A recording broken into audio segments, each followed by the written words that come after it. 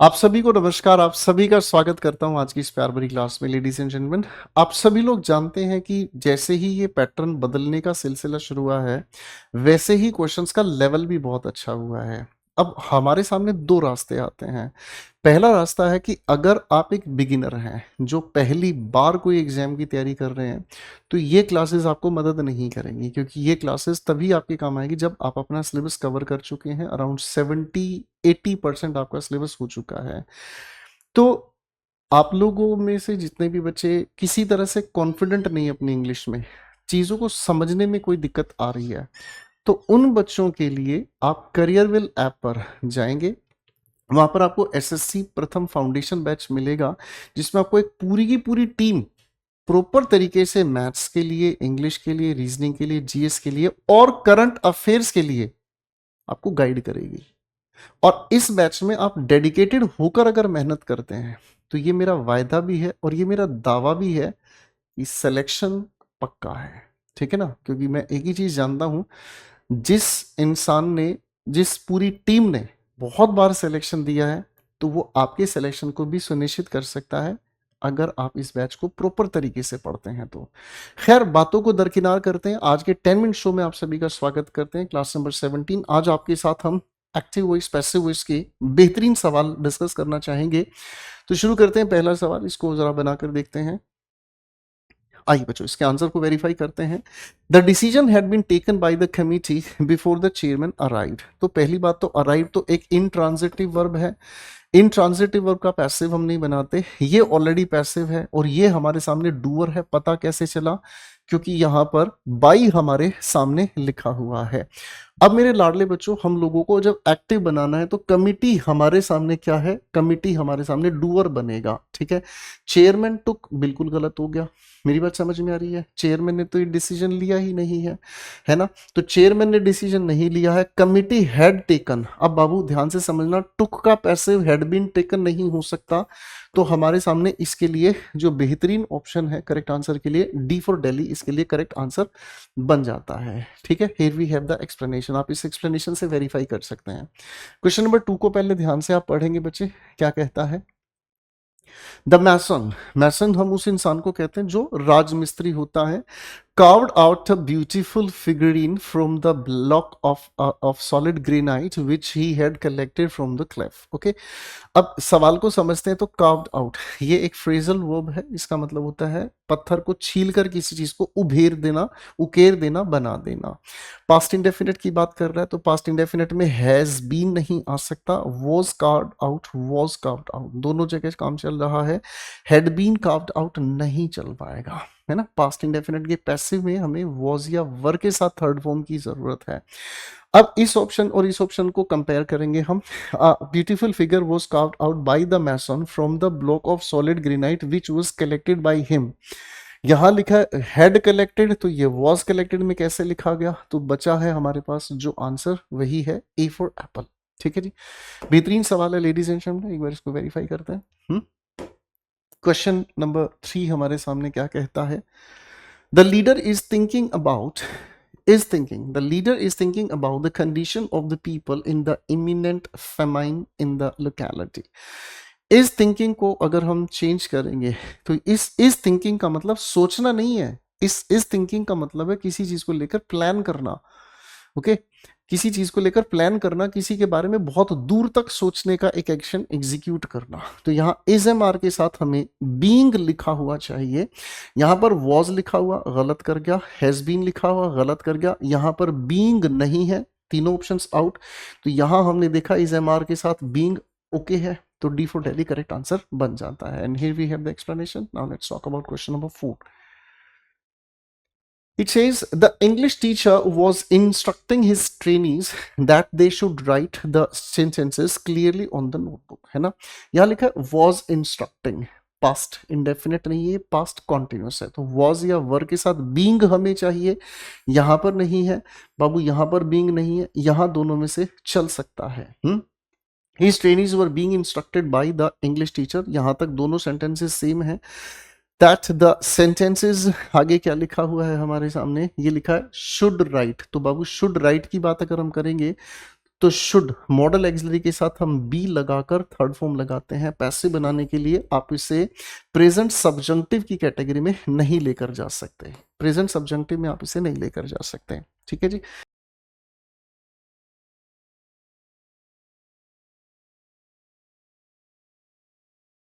ये recent exam के questions ही हैं, मैं आपको नाम नहीं बता सकता, ठीक है ना, वो थोड़ा सा घूमती गेम चले, है ना, वो नहीं बता सकता आपको, है।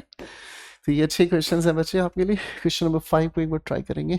चलिए मैं बताता हूँ कैसे इस क्वेश्चन को डिकोड करना। The Rigveda describes, present indefinite की यहाँ पर वर्ब है, आगे लिखा divinity of the agents of nature which influence. अब यहाँ इन्फ्लुएंस हमारे सामने V1 है, ठीक है, इसको अपन बाद में देखेंगे क्योंकि एक रिलेटिव क्लॉज है, और यूजुअली रिलेटिव क्लॉज के वॉइस को हम जानबूझ के छेड़ते नहीं है, मीनिंग बहुत चेंज हो जाता है। तो डिस्क्राइब्स के अकॉर्डिंग अगर हम जाते हैं तो इज एम या आर के अकॉर्डिंग हमें डिस्क्राइब्ड की जरूरत है, ठीक है ना। इसने सब जगह पर आर डिस्क्राइब लिखा है, इज डिस्क्राइब लिखा, कोई दिक्कत नहीं है, इसको अपन समझा देंगे, ठीक है ना।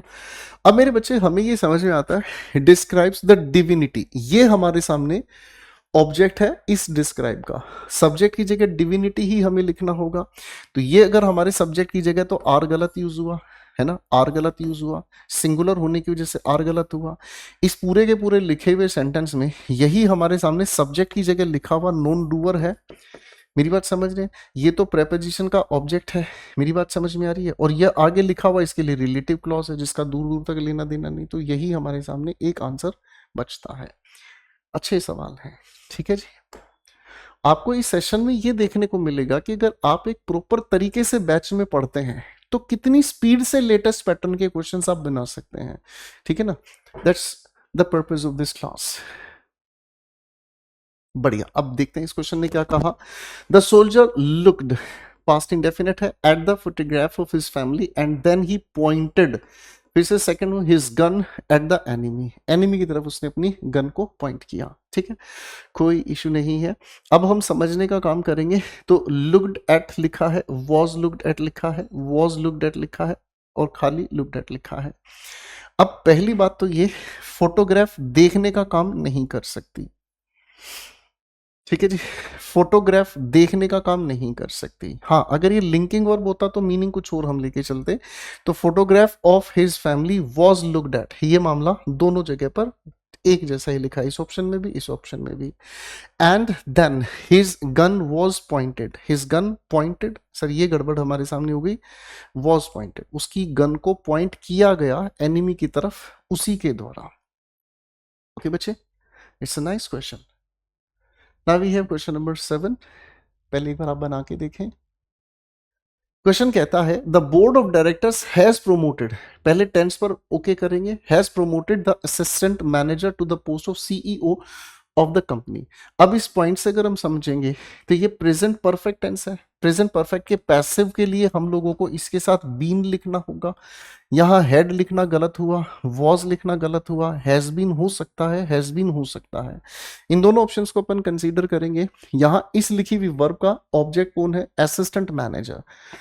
यहाँ पर the assistant manager has been promoted to the post, और यहाँ बाय द पोस्ट। एक बात सोचने की कोशिश करेंगे, उसको प्रोमोट किस जगह पर किया गया है, to the post of CEO, और किया किसने है, by the board of directors. तो वेरीफाइड, तो यही आंसर हमारे सामने है, ठीक है ना। यहाँ तो मीनिंग ही डैमेज हो गया। कैसे मीनिंग डैमेज हो गया, by the post of CEO of the company as the board, ये तो मीनिंग कितना ज्यादा घुमा दिया है, इतनी घुमावदार बातों की जरूरत नहीं है, ठीक है ना जी। जिंदगी में जो बातें घुमाए वो इंसान आपका नहीं हो सकता। इस क्वेश्चन को बना के देखते हैं। आइए बच्चे, the citizens elected, past indefinite हमारे सामने, as the president of the municipal corporation. Elected second form of verb है, वॉज या वर के साथ थर्ड फॉर्म चाहिए, यहाँ वॉज वर थर्ड फॉर्म नहीं है, बींग लगा के गलती कर दी, हैड बीन गलत कर दिया, तो ये तो चुटकियों में सवाल उड़ा दिया। और चुटकी भर सिंदूर की कीमत तुम क्या जानो चुन्नी बाबू। मजाक कर रहा था, क्योंकि आपको ना एग्जाम में बाबू जॉली मूड में ही रहना है। आप एग्जाम में, यही क्वेश्चन रिसेंट एग्जाम्स के मैंने लिए हैं, आपको एग्जाम में भी जॉली मूड रखना है ना। ज्यादा स्ट्रेस बढ़ाओगे ना तो कई बार क्या करते हैं ना स्टूडेंट्स, बी की जगह सी आंसर मार्क कर रहे हैं। अभी रिसेंट एग्जाम्स की फीडबैक मैं आपको बता रहा हूँ। चलिए इस क्वेश्चन को बनाइए। The little boy asked the Happy Prince about the cause of his grief. Happy Prince नाम की एक स्टोरी से लिया गया ये सेंटेंस है, एग्जामिनर ने उठाया है। सेकंड फॉर्म के पैसिव के लिए वॉज या वर के साथ थर्ड फॉर्म हमें चाहिए थी, ठीक है ना जी, वॉज या वर के साथ थर्ड फॉर्म हमें चाहिए थी। इन दोनों में से एक बात चल सकती है। The Happy Prince was asked by the little bird, आगे क्या लिखा हुआ है बेटा, क्या लिखा है, by the little bird the cause of his grief, ठीक है। अब यहाँ लिखा है अबाउट द खोज, सर ये तो हम यूज ही नहीं कर रहे हैं ना, asked by the little girl about the cause of his grief. तो इन दोनों में से कौन सा आंसर ज्यादा बेहतर है? तो यहाँ पर अबाउट लिखा था, यहाँ से क्या कर दिया इसने, अबाउट को गायब कर दिया, तो ये भी गया, तीन ऑप्शंस बाहर। तो करेक्ट आंसर दिल जलो का आंसर है डी फॉर दिल जले। क्वेश्चन 10, ये आप सभी के लिए मैं क्वेश्चन छोड़ रहा हूं, स्क्रीन को रोककर आप इस क्वेश्चन का आंसर मुझे कमेंट सेक्शन में जरूर देंगे मेरे बच्चों। मुझे पूरी उम्मीद है आप लोगों को इस सेशन में बहुत अच्छा लगा होगा, सीखने को मिलेगा। मैं एक बार फिर से आप लोगों को बता देता हूं, तैयारी करना सिस्टमेटिक तरीके से ही चाहिए, ठीक है ना, रैंडम तैयारी। जैसे मुझे एक बच्चा जयपुर में मिला और उसने कहा सर मैंने यूट्यूब से तैयारी कर ली, फलानी बुक से तैयारी कर ली, ये कर लिया वो कर लिया, अब मेरा ना स्कोर नहीं बन रहा, मैं क्या करूं, मुझे लगता है मुझे सब कुछ आता है, मैं क्या करूं। मैंने उस बच्चे को सलाह देना भी मतलब सेंसिबल नहीं समझा कि आपने अपने आप से अपने आप को इतना मिसकंडक्ट करा दिया है, आपने अपनी जो रास्ता है वो इतना ज्यादा गलत चुन लिया है कि आप उलझ गए हैं सुलझने की बजाय। तो मेरे बच्चों मैं आपको सजेशन देना चाहूंगा, अगर आप पहली बार तैयारी करना चाहते हैं तो आप एक प्रॉपर बैच के साथ सीक्वेंस में सारी चीजों को पढ़ें, और सीक्वेंस में पढ़ने का फायदा आप लोगों को एग्जामिनेशन टाइम पर मिलता है कि आप हर क्वेश्चन का आंसर विद रीजन बना सकते हैं। क्योंकि मेरा ये मानना है कि किसी भी क्वेश्चन का आंसर बनाना तुक्केबाजी भी हो सकती है, लेकिन सही तैयारी हमें ये बताती है कि ये आंसर अगर सही है और बाकी गलत क्यों है, मैं ये इसका रीजन जानता हूँ, ठीक है। तो फिर मिलते हैं कि अगले सेशन में। हियर इज अ क्वेश्चन, इसका आंसर आप कमेंट सेक्शन में जरूर दीजिएगा, ठीक है ना जी। और आज के लिए इतना ही, bye everyone, God bless you.